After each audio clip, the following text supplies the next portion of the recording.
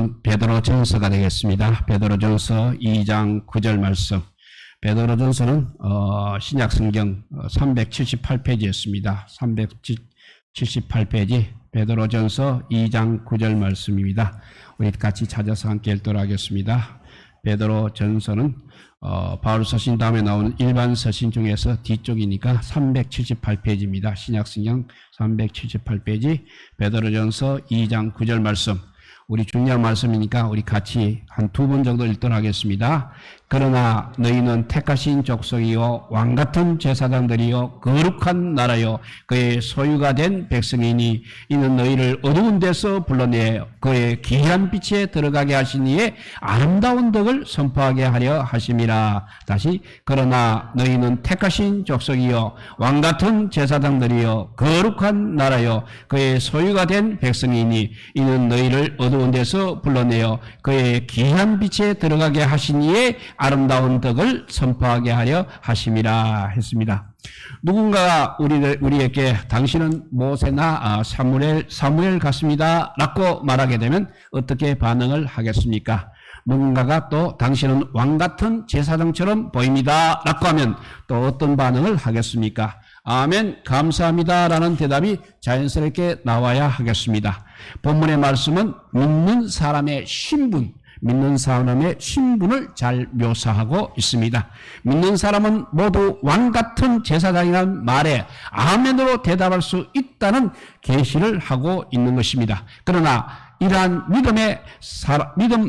이러한 믿는 자들의 신분을 본인에게 적용할 때 아멘으로 받지 못할 수도 있는 것입니다. 왜냐하면 믿는 자들의 신분이 본문 말씀과 조화되기 위해서는 그들이 해야 할 사명이 있기 때문입니다. 그 사명에 부합하지 못하게 되면 아멘이 나오지 않을 수도 있기 때문입니다. 설교 가운데 그 사명을 발견하시고 행하게 됨으로써 본문에 언급된 믿는 자의 그 아름다운 신문이 우리 모두에게 너무나 잘 어울리게 되기를 주님의 이름으로 먼저 축복을 드립니다. 오늘 본문 말씀은 하나님을 믿는 사람의 신분이 얼마나 대단하고 놀라운 것인지를 네 가지로 보여주고 있습니다. 첫째가 무엇입니까? 믿는 사람들은 하나님이 택한 족속이라고 했습니다. 세상의 왕은 총리라든지 관리들을 택합니다. 그리고 자기 왕비도 택합니다. 이러한 왕의 택함을 받은 사람은 영광스럽게 생각합니다. 왕으로부터 택함 받았다는 그 이유 하나로 다른 사람들도 존귀하게 여기는 것입니다. 세상에 왕에게 택함을 받아도 이처럼 존귀와 영광을 누린다면 우리 하나님으로부터 택함을 받은 사람들은 얼마나 더 영광과 존귀를 누리겠습니까? 그렇지만 성경은 청함을 받은 사람은 많은데 택함을 입은 자는 적다고 그렇게 말씀하고 있습니다. 그 말씀이 마태복음 22장 4절 말하고 난 뒤에 22장 14절에 그 말씀을 하고 있습니다. 22장 4절과 14절을 읽어보면 다시 다른 종들을 보내며 이르되 청한 사람들에게 이르기를 내가 오찬을 준비하되 나의 소와 살찐 짐승을 잡고 모든 것을 갖추었으니 혼인잔치에 오소서 하라 하였더니 14절에 가서 청함을 받은 사람은 많되 택함을 입은 자는 적으니라 했습니다. 믿는 자는 택함을 받은 자에 항상 속해야 되는 것입니다. 그런데 불행하게도 그 수는 적다고 하였습니다. 믿는 자들은 하나님께서 택한 수에 포함되는 그야말로 매우 귀한 신분입니다. 이렇게 믿는 사람은 하나님의 택한 족속이라고 했습니다. 두 번째는 우리 믿는 사람들은 왕같은 제사장이라고 했습니다. 세상에서 가장 높고 귀한 두 자리가 바로 이 왕과 제사장입니다. 왕은 그야말로 나라의 모든 권력과 권세를 가지고 국가를 다스리고 있습니다. 모든 백성이 그의 말에 복종해야 합니다. 또 왕의 끈은 누구도 그 역 하나 저항할 수 없습니다. 살리고 죽이는 것이 바로 왕의 손에 달려있는 것입니다. 그리고 두 번째 제사장은 하나님의 대리인입니다. 모든 제사를 주관하고 대표하는 것입니다. 하나님의 말씀으로 또 왕에게 조언도 합니다. 그러므로 세상 왕도 제사장들을 존중하고 귀하게 여겨야 합니다. 이 두 가지 지위, 왕과 제사장의 지위를 동시에 함께 가질 수 있는 분은 예수 그리스도밖에 없습니다. 세상의 왕이 제사장직을 겸하게 되었을 때는 하나님께서 벌을 내리십니다. 사울왕이 바로 그 죄를 인하여 왕자에서 쫓겨났습니다. 우시아 왕이 자기가 직접 제사를 주관하려다가 문둥병에 걸려 왕위를 내놓고 평생 궁전 뒷방에 격리되어 살았습니다. 이렇게 왕과 제사장을 겸하는 것은 예수 그리스도 외에는 인정하지 않았음에도 불구하고 하나님께서는 우리 믿는 사람들을 왕같은 제사장이라고 불러주시는 것입니다. 이렇게 하나님의 믿는 사람의 신분은 하나님이 택한 족속이요 왕같은 제사장입니다. 왕같은 제사장입니다. 그리고 세 번째, 우리 믿는 사람들은 거룩한 나라라고 했습니다. 하나님께서는 내가 거룩하니 너희도 거룩하라고 말씀하셨습니다. 하나님은 인간을 이렇게 자신의 이미지인 거룩으로 지어주셨습니다. 그러므로 인간들도 거룩해질 수 있는 것입니다. 그리고 또 반드시 거룩해야 한다고 명령한 것입니다. 거룩하지 않으면, 왜냐하면 거룩하지 않으면 하나님 나라를 결코 볼 수 없기 때문에 그렇게 말씀하신 것입니다. 그러나 본문의 말씀은 믿는 사람을 그래도 거룩한 나라라고 말씀하고 있습니다. 거룩함의 의미는 세상과 구별된다는 뜻입니다. 믿는 사람들은 이미 세상과 구별되게 하였다는 것입니다. 그러한 사람들이 모여서 나라를 이루고 있다는 것입니다. 네 번째, 믿는 사람들은 하나님의 소유가 된 백성입니다. 누군가의 소유가 되게 되면 다른 사람이 그 소유권을 주장하거나 빼앗을 수 없는 것입니다. 우리가 집 문서를 소유하게 되면 그 집은 다른 사람이 소유권을 주장하지 못합니다. 그런데 믿는 사람들은 우리 하나님이 소유하고 계십니다. 최고의 권세와 부와 권력을 가지신 완벽한 주인인 하나님의 소유입니다. 그러므로 엄부의 권세가 빼앗지 못한다고 했습니다. 이상으로 살펴본 하나님을 믿는 사람들의 신분을 다시 한번 요약해보면, 첫째, 하나님이 택한 사람이요. 두 번째, 왕같은 제사장이요. 세 번째, 거룩한 나라요. 네 번째, 하나님의 소유가 된 사람입니다. 이것이 믿는 사람의 신분이요, 믿는 사람들의 위상인 것입니다. 하나님께서 믿는 자의 신분을 이처럼 대단하게 인정하는 이유가 있습니다. 그 이유를 설명하기 위해서는 오늘 본문의 말씀 중 주목해야 할 단어가 하나 있습니다. 그것은 바로 본문 중간에 나오는 인원이라는 단어가 되겠습니다. 2장 9절을 다시 읽어보면, 그러나 너희는 택하신 족속이요 왕같은 제사장들이요 거룩한 나라요 그의 소유가 된 백성이니 이는 너희를 어두운 데서 불러내어 그의 귀한 빛에 들어가게 하신 이의 아름다운 덕을 선포하게 하려 하심이라 했습니다. 여기서 이는이라는 이 단어는 이렇게 하신 이유는 이라는 뜻이 되겠습니다. 이렇게 하신 이유는 이라는 뜻입니다. 믿는 사람들을 왕같은 제사장과 거룩한 백성으로 인정하는 이유가 있다는 것입니다. 그것은 바로 우리를 어두운 데서 불러내어 그의 귀한 빛에 들어가신 이의 덕을 선포하게 하기 위한 이유입니다. 우리를 어두운 데서 불러내어서 그의 귀한 빛에 들어가게 하신 이는 바로 예수 그리스도이십니다. 즉 예수 그리스도의 아름다운 덕을 선포한다는 전제하에 우리 믿는 사람들을 이렇게 존귀하게 부르고 있는 것입니다. 다시 말하면 예수 그리스도의 아름다운 덕을 선포하지 않는 사람은 하나님께서 선택한 백성이 아니라는 것입니다.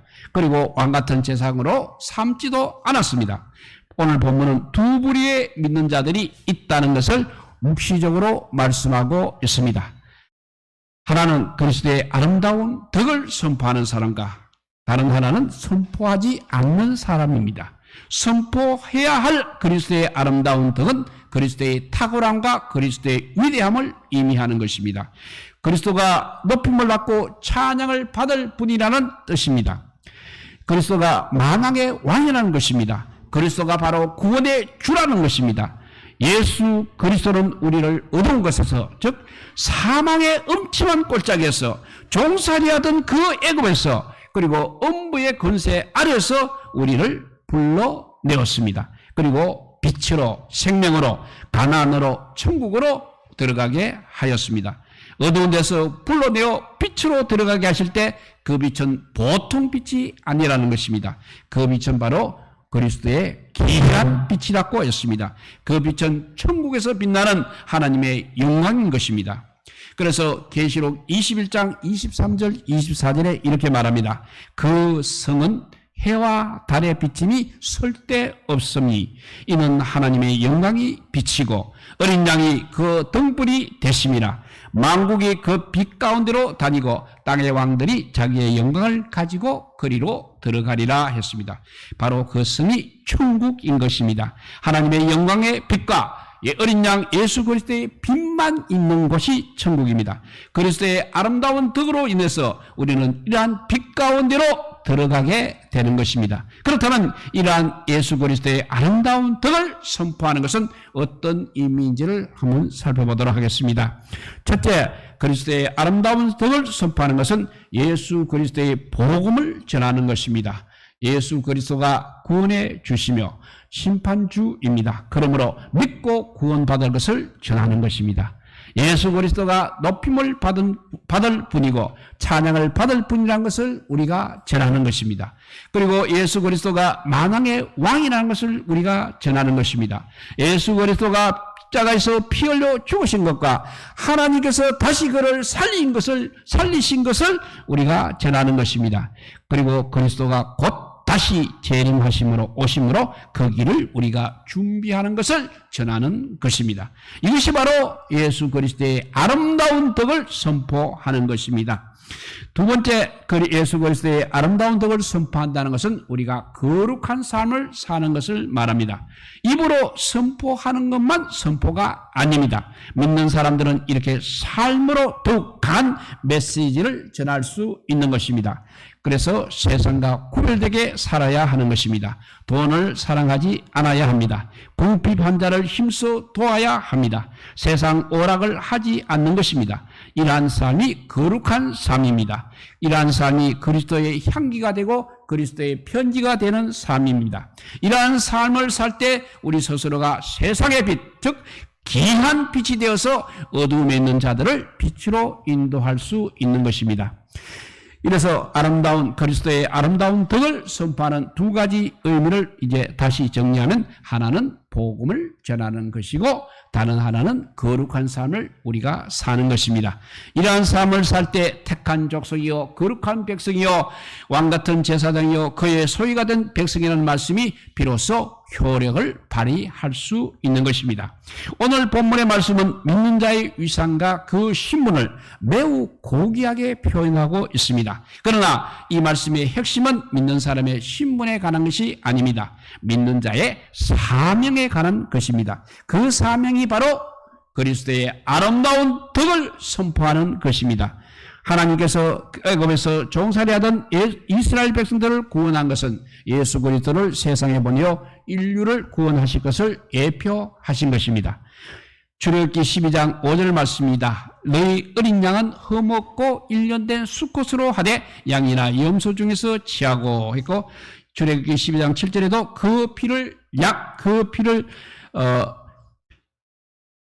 집 좌우 문설주와 안방에 바르고 했고, 이 출애굽기 12장 13절은 내가 애굽을 칠 때 그 피가 너희가 사는 집에 있어서 너희를 위하여 표적이 될지라. 내가 피를 볼 때 너희를 넘어가려니 재앙이 너희에게 내려 멸하지 아니하리라 했습니다. 여기서 흠 없는 어린 양이 바로 예수 그리스도를 상징하고 있습니다. 양의 피를 바른 집만 재앙을 면하게 되어 있습니다. 그리고 지옥 같은 애굽에서 나오게 되는 것입니다. 이때 사람들에게 재앙을 면하게 할 수 있었던 것은 오직 예수 그리스도의 피밖에 없었습니다. 돈이 재앙을 피하게 하지 못하는 것입니다. 권력이 절대 재앙을 피하게 하지 못하는 것입니다. 오직 어린 양 예수 그리스도의 피를 문설주에 바르고 구원을 받았습니다.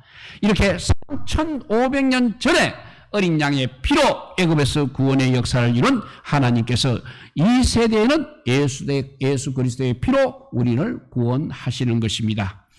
에스겔서 9장 4절에서 6절에 이런 말씀이 있습니다. 여호와께서 이르시되 너는 예루살렘 성읍 중에 순행하여 그 가운데서 행하는 모든 가증한 일로 말미암아 탄식하며 우는 자의 이마에 표를 그리라 하시고 그들에 대해서는 내기에 이르시되 너희는 그를 따라 성읍 중에 다니며 불쌍히 여기지 말며 국률을 베푸지 말고 쳐서 늙은 자와 젊은 자와 처녀와 어린이와 여자를 다 죽이되 이마에 표 있는 자에게는 가까이 하지 말라.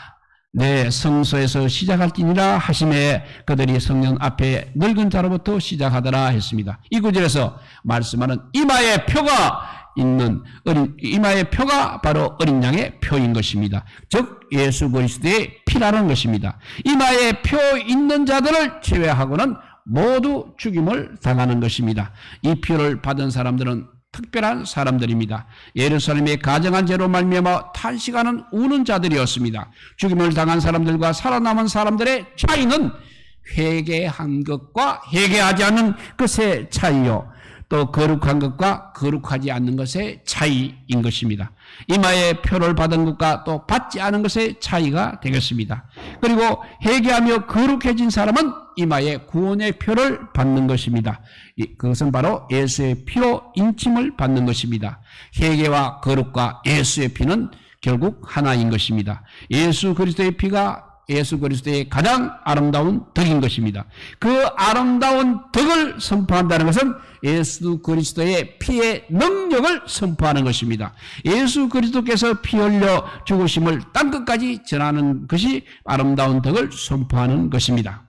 그래서 고린도전서 11장 26절에 보면 너희가 이 떡을 먹으며 이 잔을 마실 때마다 피를 발라주는 것이 그의 아름다운 덕을 선포하는 것이다. 너희가 이 떡을 먹으며 이 잔을 마실 때마다 주의 죽으심을 그가 오실 때까지 전하는 것이니라 했습니다. 나의 이마에만 피를 바르지 않고 다른 사람 이마에도 피를 발라주는 것이 그의 아름다운 덕을 선포하는 것입니다. 믿는 자들이 존귀하게 여김을 받기 위해서는 이러한 조건과 이러한 자격이 필요하다는 것입니다. 한때는 짐승의 피로도 사람이 구원을 받았습니다. 짐승의 피로도 사람이 구원을 받았다면 하나님의 독생자 예수 그리스도의 피는 얼마나 더 구원의 능력이 있겠습니까? 히브리서 9장 13절에서 14절이 그 말씀을 말하고 있습니다. 염소와 항소의 피와 암송아지의 죄를 부정한 자에게 뿌려 그 육체를 정결케 하여 거룩하게 하거든 하물며 영원하신 성령으로 말미암아 흠없는 자기를 하나님께 드린 그리스도의 피가 어찌 너희 양심을 죽은 행실에서 깨끗하게 하고 살아계신 하나님을 숨기지 못하겠느냐 하였습니다. 예수 그리스도는 우리를 어두운 데서 불러내어서 그의 귀한 빛에 들어가게 하려고 십자가에 피 흘려 죽으셨습니다. 그리고 찔리고 상하고 징계받고 채찍에 맞았습니다. 그때 예수 그리스도의 피로 우리는 구원을 받았습니다. 어린 양의 피로 인침을 받은 교회는 예수님이 곧 오시는 것을 믿는 교회입니다. 주님께서 오시는 길을 준비하는 교회, 그것이 바로 어린 양의 피로 인침을 받은 교회인 것입니다. 그리고 깨끗한 세마포로 단장하여서 신랑을 맞이할 준비하는 것이 바로 교회입니다. 슬기로운 처녀들처럼 기름을 충분히 준비해야 하는 것이 교회입니다. 그리고 그리하여야 들림을 받은 교회가 되는 것입니다. 우리 주님이 곧 오실 것입니다. 우리는 휴거의 세대에 살고 있습니다. 이제 우리의 재산은 소용이 없습니다. 명예도 소용이 없습니다. 사업이 잘 되는 것도 역시 소용이 없습니다. 미국 영주권도 역시 소용이 없습니다. 자녀가 공부를 잘하는 것도 소용이 없습니다. 우리가 미혼인지 기혼인지 재혼인지 이혼인지 상관이 없습니다. 지금 우리에게 소용이 있는 것은 상관이 있는 것은 단지 한 가지 뿐입니다. 그것은 바로 예수 그리스도의 피입니다. 그러니 이제 피 흘려 죽으신 예수 그리스도를 전파하시기 바랍니다. 그리스도의 아름다운 덕을 선포하시기 바랍니다. 그리하여 마지막 날에 우리 모두 그의 귀한 빛 안으로 들림 받으시기를 우리 주님의 이름으로 축복드립니다. 기도하겠습니다. 사랑의 하나님 감사합니다. 세상에 많은 사람들이 있지만 하나님께서 우리를 택하여 주시니 감사합니다. 하나님의 택하신 사람이 되었음을 감사합니다. 그리고 계속해서 왕같은 제사장이요 거룩한 사람이요 하나님의 소유가 된 사람이라고 선언하여 주시니 주여 감사하고 감사합니다. 그래서 우리가 주님의 그 아름다운 덕을 선포하는 삶을 살게 하여 주시옵소서. 하나님의 복음을 전하는 삶이 되게 하여 주시고 나는 거룩한 삶을 살아서 정말 마지막 날에 우리 모두 주님 앞에 들림을 받는 교회와 성도들이 다 되게 하여 주시기를 간절히 빌고 원하올 때 우리 구주 예수 그리스도 이름으로 기도드리옵나이다. 아멘. 288자입니다.